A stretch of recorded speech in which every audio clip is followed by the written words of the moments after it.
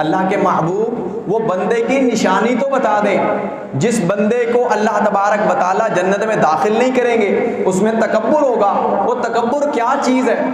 اے میرے موسیٰ تو نے یہ کیا کہا؟ اللہ کی زمین پہ سب سے زیادہ علم رکھنے والا میں ہوں، تجھے یہ بات کس نے کہی؟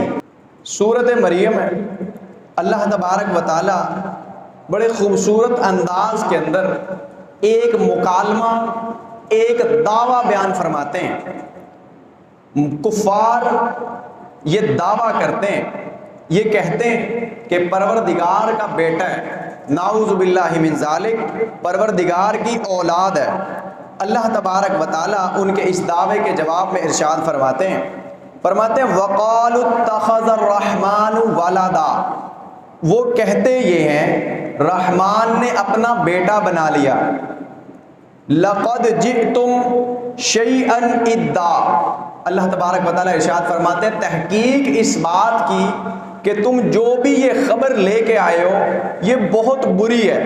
ادا کہتے ہیں بہت بری چیز کو، یہ جو خبر تم لائے ہو یہ بہت بری ہے۔ اللہ تبارک و تعالیٰ یہیں پہ بس نہیں کرتے بلکہ ارشاد فرماتے ہیں تکاد السماوات والارض، قریب ہے وہ وقت کہ آسمان یتفطرن من، ان کے اوپر ٹوٹ پڑے، پھٹ پڑے ان پر، وتنشق الارض، زمین شق ہو جائے، زمین دو ٹکڑے ہو جائے، وتخر الجبال ہدا، پہاڑ ریزہ ریزہ ہو کر ان کے اوپر گر پڑے۔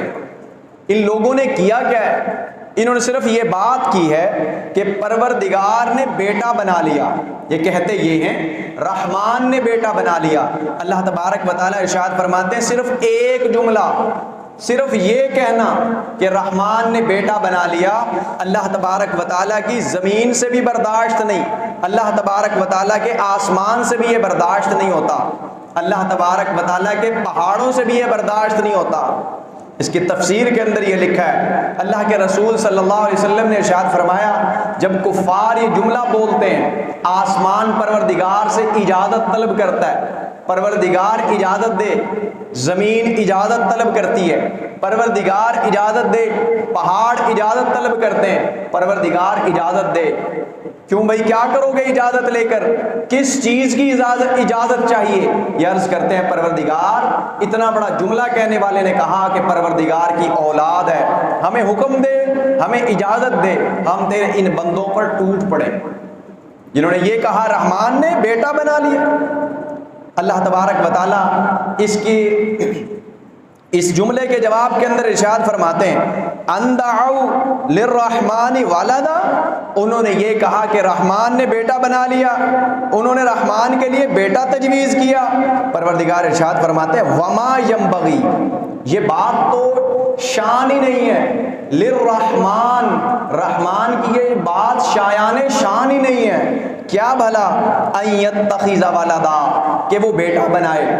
ہر انسان دنیا کے اندر خواہش رکھتا ہے پروردگار بیٹا عطا فرما، پروردگار بیٹا عطا فرما، ہر بندہ یہ خواہش رکھتا ہے، اور خواہش ہے بھی ٹھیک، درست خواہش ہے، دعا کرنی چاہیے پروردگار ان تمام بے اولاد خواتین و حضرات کو اپنے ہاں سے نیک صالح اولاد عطا فرمائے جن کے ہاں اولاد جیسی نعمت نہیں۔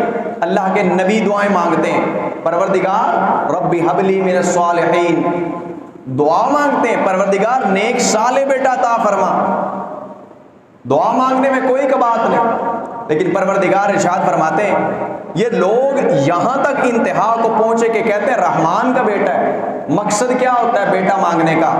اللہ کے نبی جناب ابراہیم علیہ السلام پروردگار سے دعا مانگ رہے ہیں پروردگار بیٹا عطا فرما۔ میرے ابراہیم بیٹے کی ضرورت کیوں محسوس ہوئی؟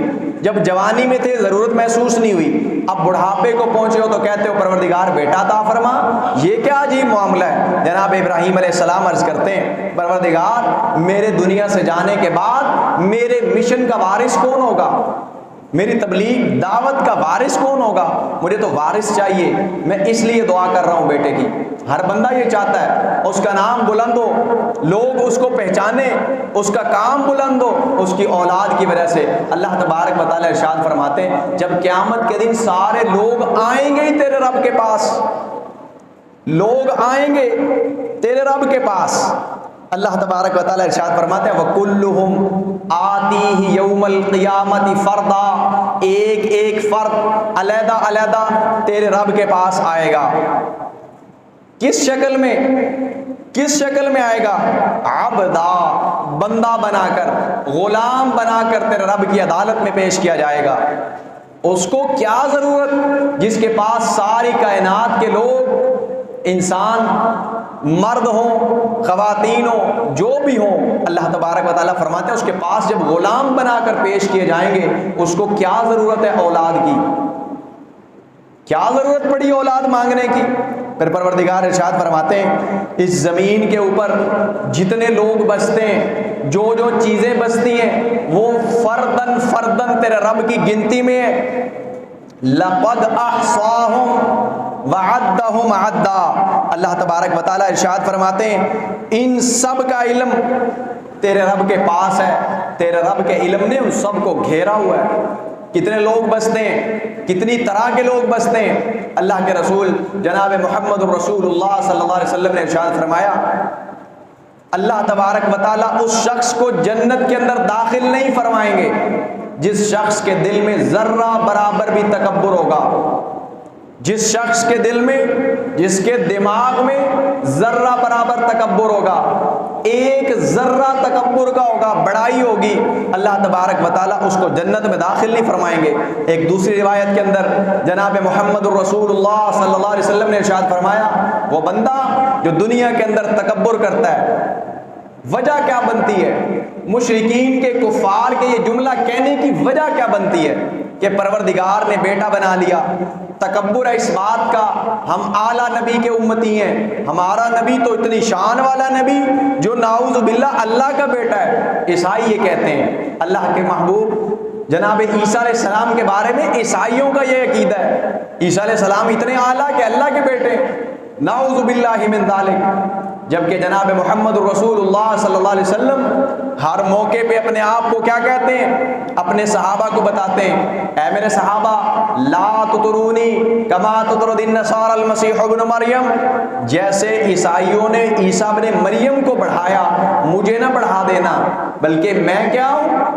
ہر موقع پہ فرماتے ہیں انا عبد اللہ، میں اللہ کا بندہ ہوں اور اللہ کا رسول ہوں۔ جناب محمد الرسول اللہ صلی اللہ علیہ وسلم بندہ بننے پہ فخر محسوس کرتے ہیں، غلام بننے پر اپنے اللہ کا فخر محسوس کرتے ہیں۔ ان کے فخر کا کیا عالم؟ اپنے نبی کو یہ کہتے ہیں کہ اللہ کا بندہ نہیں بلکہ اللہ کا بیٹا ہے۔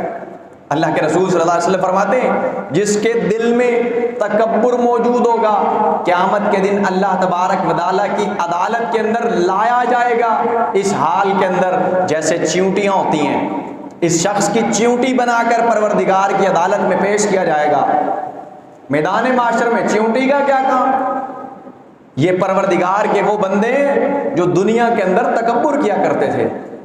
کس کے اوپر تکبر کرتے ہیں؟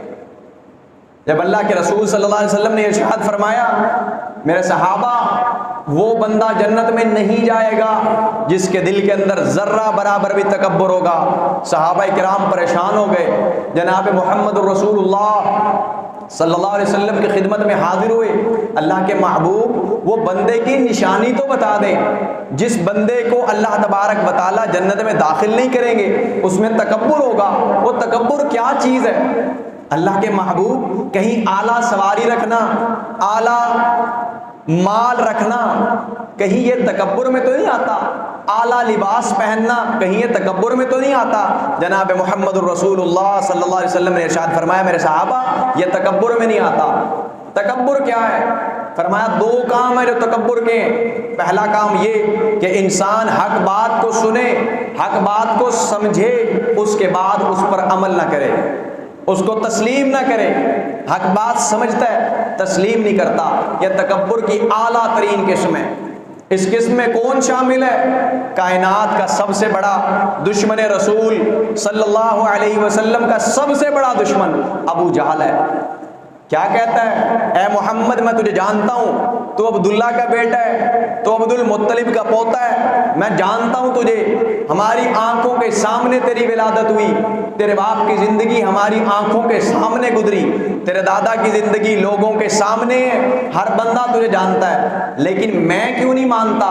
پہچانتا ضرور ہوں تو اللہ کا سچا رسول ہے، لیکن معاملہ یہ ہے میں نے ماننا کوئی نہیں، پہچانتا ہوں مانوں گا نہیں۔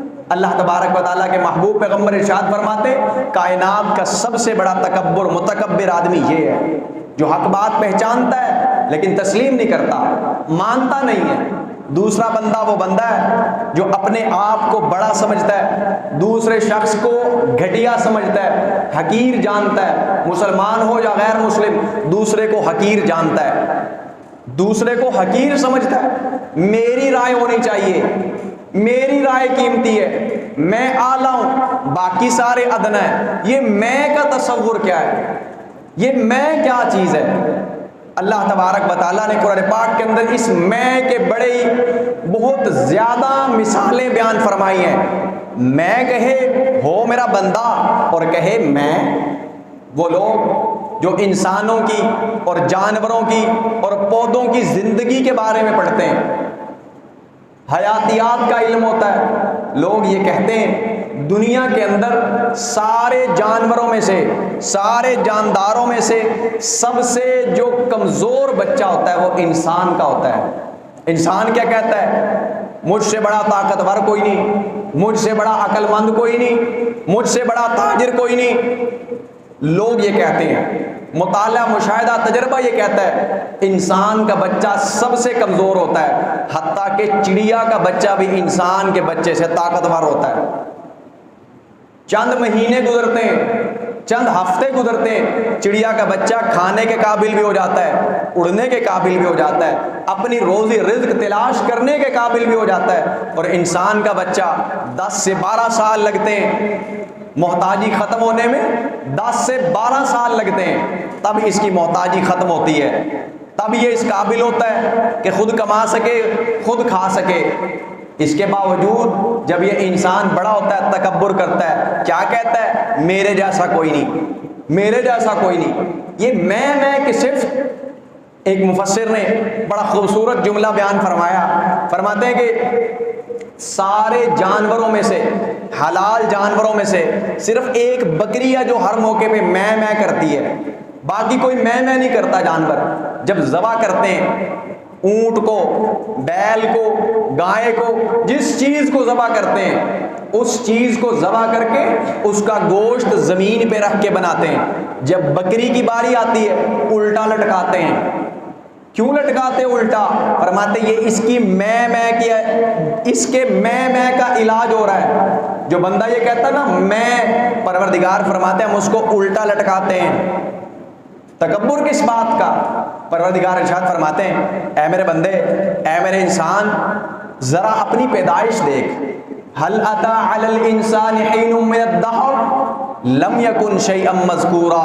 ہر جمعہ فجر کی نماز جناب محمد الرسول اللہ صلی اللہ علیہ وسلم کی زبان مسجد نبوی، اور کیا فرما رہے ہیں؟ پہلی رکعت پڑھ رہے ہیں، اپنے پروردگار کی حمد و ثنا بیان فرما رہے ہیں، اور فرما رہے ہیں اے بندو ایک وقت آنا ہے، ایک وقت آنا ہے جب کافروں کی روحیں قبض ہونی ہے، اپنے پروردگار کے پاس پہنچنی ہے، انہوں نے یہ کہنا ہے پروردگار دنیا میں لوٹا دے، نیک عمل کریں گے، نجب دعوتک ونتبع الرسل، تیری دعوت کو قبول کریں گے، تیرے رسولوں کی پیروی کریں گے، دنیا میں بھیج دے۔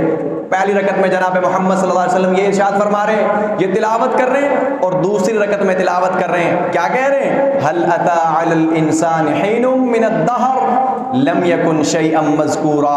کیا انسان پہ وقت نہیں گزرا جب وہ قابل ذکر چیز نہ تھا؟ پروردگار ارشاد فرماتے ہیں اللہ الذی خلقکم من ضعف، پروردگار وہ جس نے تمہیں ضعف سے پیدا کیا، پھر تمہیں قوت بخشی، پھر تمہیں ضعف کی طرف لے جائے گا، جوانی کی عمر گزرے گی، پھر بڑھاپے میں جاؤ گے، کبھی ٹانگیں جواب دے جائیں گی، کبھی ہاتھ جواب دے جائیں گے، کبھی بازو جواب دے جائیں گے، کبھی آنکھیں، کبھی کان۔ یہ پروردگار کے فیصلے اور اس کا حکم ہے۔ میرے بندے تکبر کس بات پہ کرتا ہے؟ وہ چیز بتا جو تو نے بنائی ہے۔ ایک کافر اٹھتا ہے، جناب رسول اللہ صلی اللہ علیہ وسلم کی خدمت کے اندر حاضر ہوتا ہے، آگے کیا کہتا ہے؟ اے محمد، یہ جو ہڈی میرے پاس ہے، رگڑتا ہے، اس کا پاؤڈر بنا کے پھونک مار کے اڑاتا ہے اور کہتا ہے محمد یہ ہڈی ہے، اس کا سرما بن گیا، یہ سرما اڑا دیا گیا۔ اب بتا بھلا اللہ اس کو زندہ کیسے کرے گا؟ پروردگار نے یہ بات سنی، جواب ارشاد فرمایا، اے میرے محبوب پیغمبر، یہ جو بندہ آپ کے پاس آیا نا، یہ کیا کہتا ہے؟ ضرب لنا مثلا ونسی خلقا۔ سورہ یاسین میں ذکر فرمایا۔ غصہ اتنا ہوئے پروردگار، فرماتے ہیں ضرب لنا مثلا، بندہ تکبر میں اتنا بڑھ گیا کہ یہاں تک کہنے لگ گیا بھلا اللہ کے بارے میں مثالیں دیتا ہے۔ ضرب لنا مثلا، ہمارے بارے میں مثال دیتا ہے، کیسے زندہ کرو گے؟ ونسی خلقا، اپنی پہچان بھول گیا ہے۔ پروردگار نے جواب میں جب آیات نازل فرمائی، یا ایھا الانسان ما غرک بربک الکریم، تیرے رب کے بارے میں تجھے کس چیز نے دھوکے میں ڈالا ہے؟ الذی خلقک، وہ رب جس نے تجھے پیدا کیا، فسواک، پھر تجھے پورا بنایا، فعدلک، پھر تجھے ٹھیک ٹھیک بنایا، کہیں ضرورت سے بڑھ کے تیرا کان نہیں بنایا۔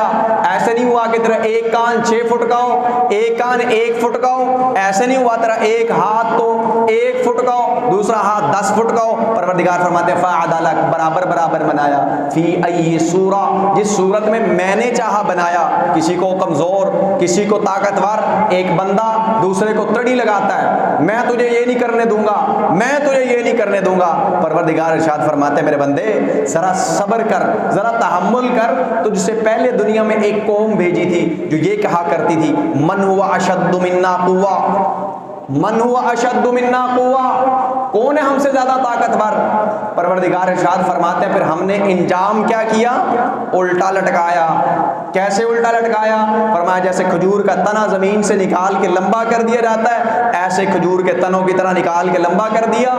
پھر پوچھا ہاں بھائی کدھر ہیں تمہاری طاقتیں، کدھر ہے تمہارے وہ ترقی کے منازل، کہاں ہیں؟ سب ختم ہو گئی۔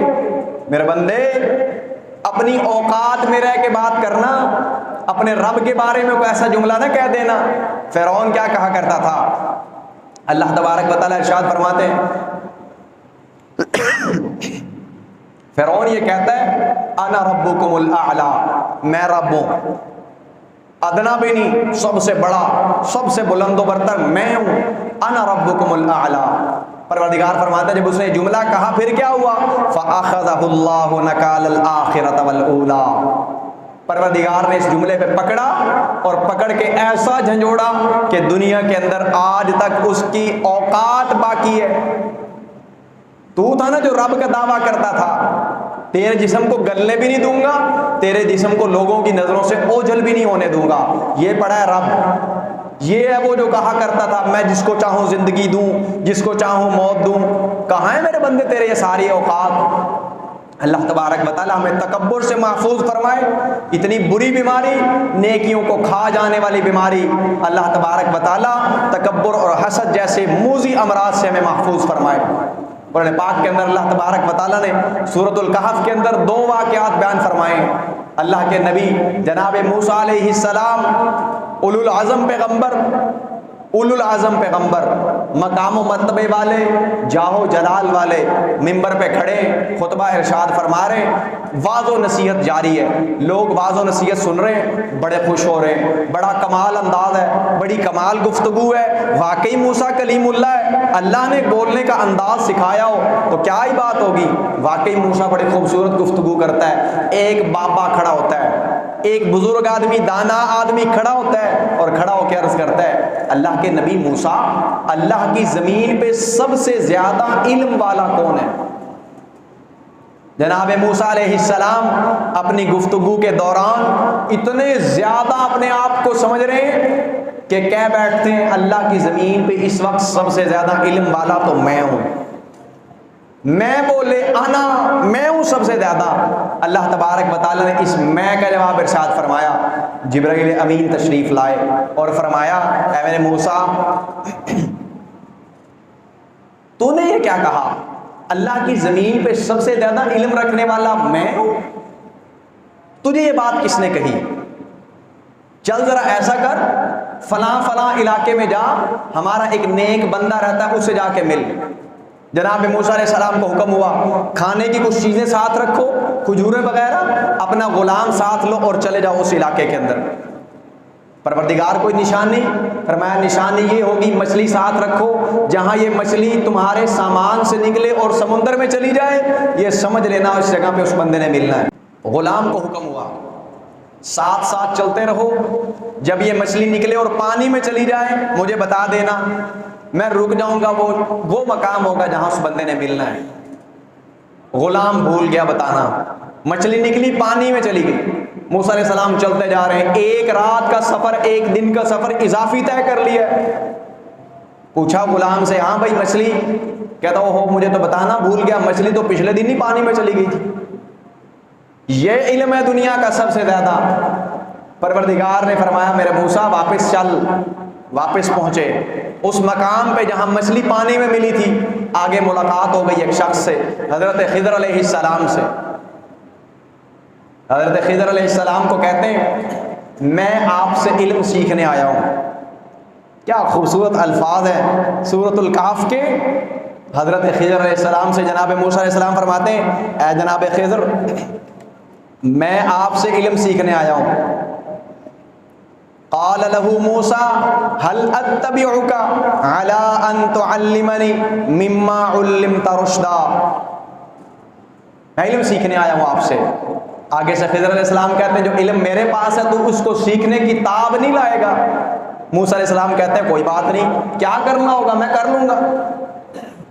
جب انسان اپنے علم کے غرور میں آتا ہے اس وقت اسے پتہ نہیں چلتا میں کیا بول رہا ہوں اور کس کو بول رہا ہوں. اللہ کے رسول صلی اللہ علیہ وسلم نے جناب ابوبکر صدیق رضی اللہ عنہ کو نصیحت فرمائی تھی. عام انسان کی بات نہیں، کائنات کے اندر انبیاء کے بعد سب سے بڑے رتبے والے شخص کو نصیحت فرما رہے ہیں. کون؟ کائنات کے سردار. کیا فرماتے ہیں؟ امسک علیک لسانک.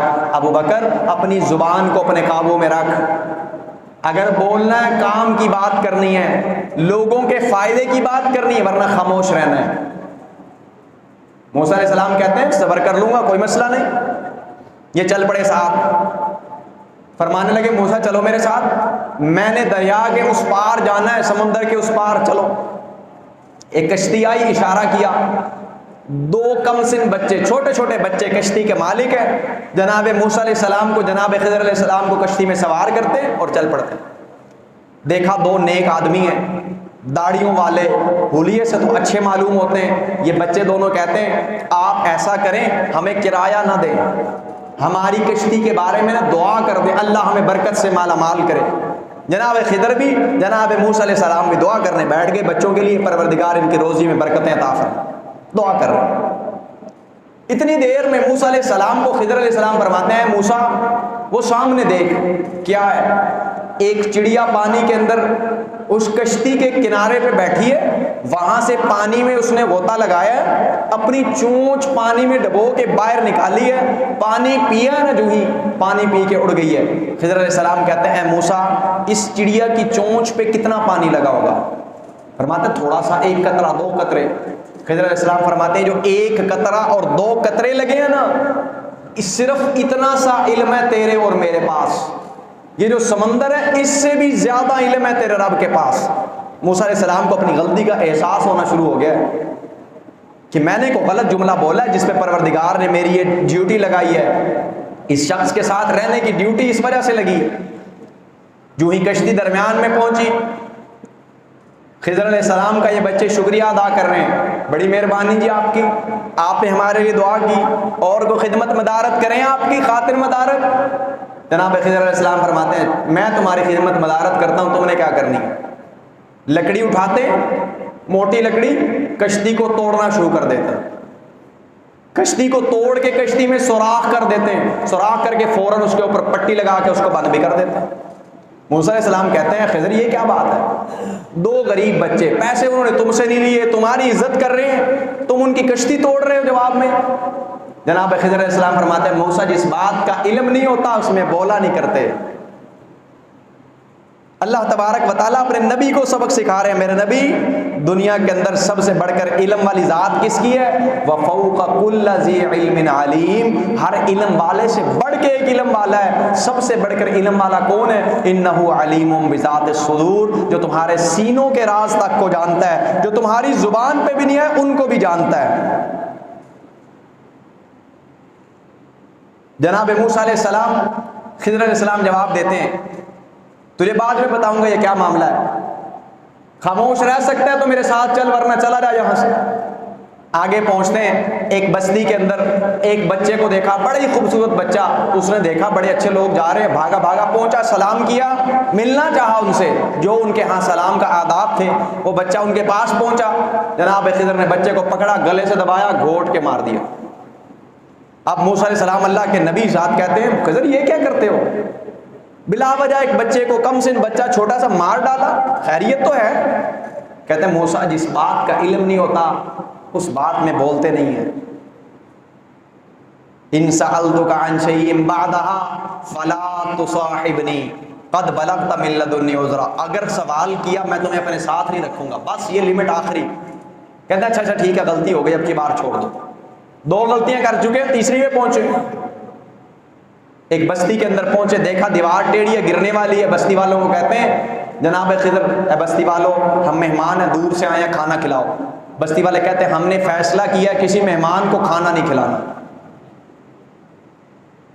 اندازہ لگائیں یہ بستی کہاں کی ہو سکتی ہے، یہ کو پاکستان کے لوگوں کا حال ہی بیان ہو رہا ہوگا۔ اللہ تبارک و تعالیٰ میں محفوظ فرمائے ہمارے عادتوں کے اندر مسلمان ملک، مسلمان قوم، مسلمان علاقے، اور عادت کیا، مہمان آتا ہے تو سوال کرتے ہیں بھائی کیا لینے آئے ہو۔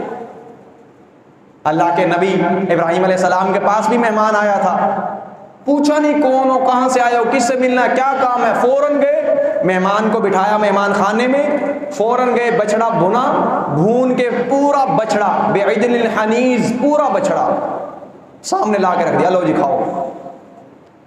مہمان کہتا ہے اللہ کے بندے پوچھ تو لے ہم ہیں کون، آئے کس لیے؟ پروردگار فرماتے ہیں میرے فرشتوں میں بتانا چاہتا تھا یہ میرا ابراہیم ہے، جو میرا خلیل ہوتا ہے نا اس کی کچھ صفات ہوتی ہیں، اللہ کے خلیل کی صفت تھی، اس صفت کو اپنائیے۔